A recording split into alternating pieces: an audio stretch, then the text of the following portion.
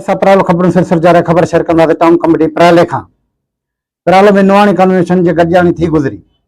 जंहिंमें नुआणी ॿारनि शिरकत कई ऐं प्रोग्राम जे शुरूआत अल्लाह पाक जे कलाम सां शुरू कई वई।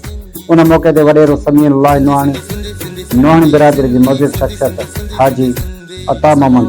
नुआणी, मोहम्मद इकबाल नुआणी, वॾेरो तौफ़ीक नुआणी, वॾेरो मोहम्मद खान, एहसान अहमद नुआणी, उमर माविया, रहमतुल्लाह बबलू, हुसैन माविया ऐं रफ़ीक अहमद, नसरुल्लाह नुआणी उर्फ दोदो, अब्दुल वाहब, अब्दुल क़यूम नुआणी, अब्दुल जब्बार, मंजूर हुसैन नुआणी, अब्दुल गफ़ार, मोहम्मद राशिद, नसरुल्लाह ऐं बबलू, वॾेरो शकील अल वसायो, निज़ामुद्दीन नुआणी, नसरुल्लाह, अख़्तियार मौज़ुमल नुआणी, ज़ुल्फ़कार नुआणी,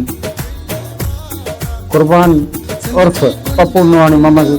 असलम, मुश्ताक अहमद, अब्दुल गफूर, अब्दुल शकूर, मुज़म्मल, अब्दुल अहद, मोहम्मद जादल, आमिर अहमद, आसिफ अहमद, गुलाम यासीन, मोहम्मद इस्माइल, हज़ार खान नुआणी बिरादरी के नौजवान भरपूर नमूने सां शिरकत कई। हाज़िरीन, अब्दुल क़यूम, फ़कीर अब्दुल रऊफ़ नुआणी ऐं वर्कर कन्वेंशन प्राले तालुका किंगरी जा